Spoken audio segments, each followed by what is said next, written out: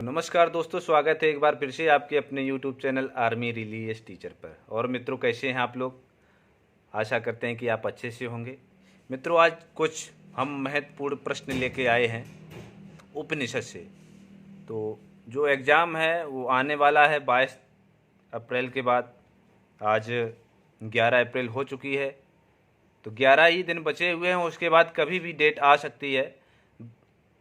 22 अप्रैल से 2-4 दिन पहले या एग्ज़ाम से 2-4 दिन पहले आपके एडमिट कार्ड आएंगे अब की बार। तो यही है कि जितनी जल्दी मतलब तैयारी करें, अच्छी सी अच्छी तैयारी करें अब की बार। काफ़ी लोग इस बार इंटरव्यू में निकाले गए। हमारे पास भी कॉल आए कि सर हमारी बहुत अच्छी तैयारी थी, इंटरव्यू अच्छा गया, बट मेरिट में नाम नहीं आया। तो कोई बात नहीं, हारिए ना हिम्मत ना विचारिए राम। तो हम देरी ना करते हुए आपको कुछ महत्वपूर्ण प्रश्न बताते हैं, जिससे कि हो सके तो इसमें 2-4 क्वेश्चन आ जाएं या ना आएँ। कहने का मतलब हमें ये है कि हमेशा हमें तैयार रहना है। तो पहला प्रश्न है, उपनिषद में किस विषय का प्रतिपादन है? उपनिषद में किस विषय का प्रतिपादन है? इसका जो सही आंसर है वो है ब्रह्म विद्या का। अगला क्वेश्चन है, ईशावास्योपनिषद में कितने मंत्र हैं? ईशावास्योप में कितने मंत्र हैं? 18 मंत्र हैं। नेक्स्ट क्वेश्चन है, ईशावास्योपनिषद का संबंध किस वेद से है? ईशावास्योपनिषद का संबंध किस वेद से है? ये है यजुर्वेद। इसका जो सही आंसर है वो है यजुर्वेद। अगला क्वेश्चन है, ये बहुत ही इंपॉर्टेंट प्रश्न हम बता रहे हैं कि यम नचिकेता का वर्णन किस उपनिषद में है? तो ये है कठोपनिषद में।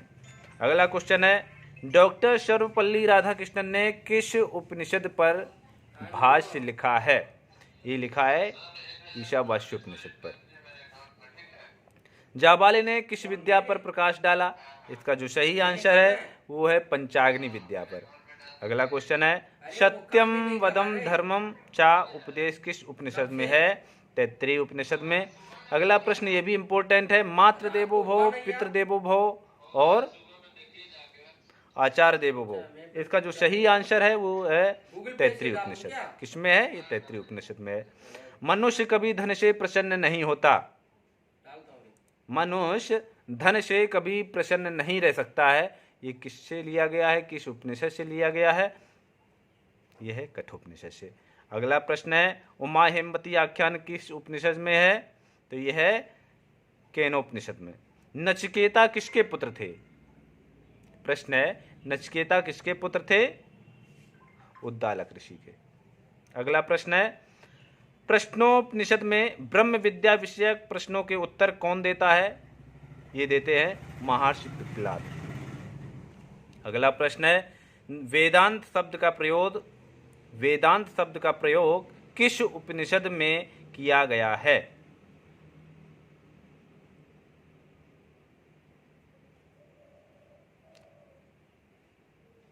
वेदांत शब्द का प्रयोग किस उपनिषद में सर्वप्रथम हुआ है? तो सही आंसर इसका है मुंडकोपनिषद में। मुंडकोपनिषद किस वेद से संबंध है? अथर्ववेद की शौनिक शाखा से। किस शाखा से? अथर्ववेद की शौनिक शाखा से। अगला क्वेश्चन है, ओंकार की व्याख्या किस उपनिषद में है? इंपॉर्टेंट प्रश्न है ये। ओंकार की व्याख्या किस उपनिषद में है? ये है मांडुक्योपनिषद में। मांडुक्य का ग्रंथ किसने लिखा है? आचार्य गौड़पाद ने लिखा है। गुरु शिष्य शिष्टाचार किस उपनिषद में है? यह है तैत्तिरीय उपनिषद। अगला प्रश्न है, पंचकोश विवेक का वर्णन कहाँ है? पंचकोश विवेक का वर्णन कहाँ है? इसका जो सही आंसर है वो है तैत्तिरीय उपनिषद। क्या है? तैत्तिरीय उपनिषद। अगला प्रश्न है, छंदोग उपनिषद किस वेद से संबंधित है?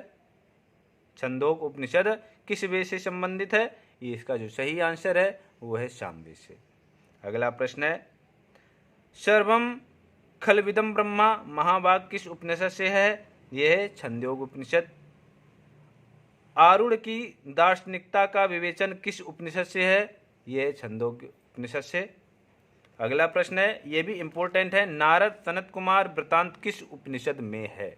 प्रश्न ऐसा आ सकता है कि नारद सनत कुमार वृतांत किस उपनिषद में है? इसका जो सही आंसर है वह है छंदोग्य उपनिषद। तो त्वमसि महावाक्य कहाँ से कहाँ का है, ये भी इम्पोर्टेंट प्रश्न है। तो त्वमसि महा का वाक्य कहाँ का है, ये छंदोग उपनिषद का है। सबसे छोटा उपनिषद कौन सा है, छोटा सा क्वेश्चन है। सबसे छोटा उपनिषद कौन सा है, ये कौन सा है, मांडूक्य उपनिषद। सबसे बड़ा उपनिषद कौन सा है, ये है बृहदारण्यक उपनिषद। अगला प्रश्न है, सत्यमेव जयते किस उपनिषद से लिया गया है। वेरी वेरी मोस्ट इंपोर्टेंट प्रश्न है ये। सत्यमेव जयते किस उपनिषद से लिया गया है, ये लिया गया है मुंडको उपनिषद से। अगला प्रश्न है, तमसो मां ज्योतिर्गमय किस उपनिषद से लिया गया है, यह है बृहदारण्यक उपनिषद। तो बहुत ये जो प्रश्न थे बहुत ही इंपॉर्टेंट हैं। इसमें से अगर आते भी हैं तो एक आध प्रश्न जरूर आ सकता है हमारी तरफ से, और बाकी एग्ज़ाम का जो पेपर है वो बनाने वाले अलग है, क्या उसमें डाल रहे क्या नहीं डाल रहे वो हमको भी पता नहीं है। तो अगर क्वेश्चन या वीडियो जो अच्छा लगे, इसके जो क्वेश्चन अच्छे लगें और कोई त्रुटि होती है तो क्षमा करना मुझे, और कमेंट करके ज़रूर बताइएगा कि गुरुदेव आपकी ये त्रुटि थी। उसमें कोई प्रॉब्लम नहीं, त्रुटियों को सुधारा जा सकता है, सुधारा जाता है, क्योंकि त्रुटियां किससे ही होती हैं, व्यक्ति से ही, इंसान से ही, मनुष्य से ही त्रुटियां होती हैं। तो जीव से ही त्रुटियां होती हैं। तो हर चीज़ का निवारण होता है, त्रुटियों को सुधारा भी जा सकता है। अगर वीडियो अच्छा लगे प्लीज़ लाइक, सब्सक्राइब और शेयर ज़रूर कीजिए अपने मित्रों को, जिससे कि वो भी इसका आनंद ले सकें। जय हिंद, जय भारत।